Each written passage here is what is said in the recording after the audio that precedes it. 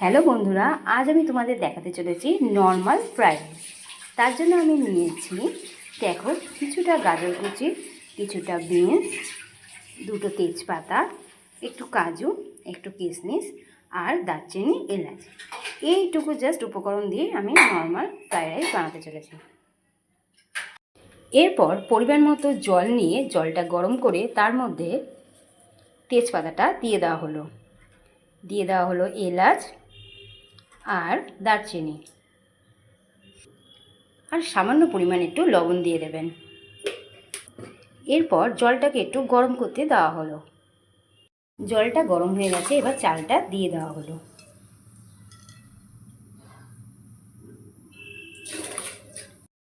এবার এই গরম ভাতের মধ্যে পরিমাণ মতো লবণ, পরিমাণ মতো চিনি দেওয়া হলো।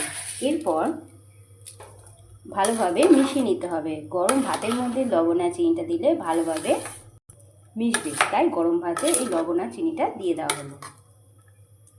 এরপর আগে থেকে যে কেটে রেখেছিলাম গাজর কুচি, বিনস, ওগুলো ভালো করে ভেজে নিতে হবে। ভাজার সময় একটু স্লাইড নুন দিয়ে দেবেন। দেখতে পাচ্ছেন ভাজাটা পুরো হয়ে এসছে। এরপর ভাজাগুলো ভাতের মধ্যে দিয়ে দেওয়া হলো। এরপর যে কাজু কিশমিশটা নিয়েছিলাম একটু নাড়াচাড়া করে নিতে হবে। রাইসে সব কিছু দেওয়া হয়ে গেল, আবার ওটা গ্যাসে বসাতে হবে। তারপরে ভালোভাবে মিশ্রণ করতে হবে। দেখতে পাচ্ছেন এইভাবে মিশ্রণ করতে হবে। দেখতে পাচ্ছেন আমাদের রাইসটা পুরোপুরি কমপ্লিট। এটা হচ্ছে নিরামিষ রাইস। নিরামিষের দিনে অবশ্যই এটা বানিয়ে খাবেন, বেশ ভালো লাগবে আর খুবই টেস্টি হয়েছে। যদি ভালো লাগে তো রাইসটা অবশ্যই বাড়িতে ট্রাই করে খাবেন। টাটা।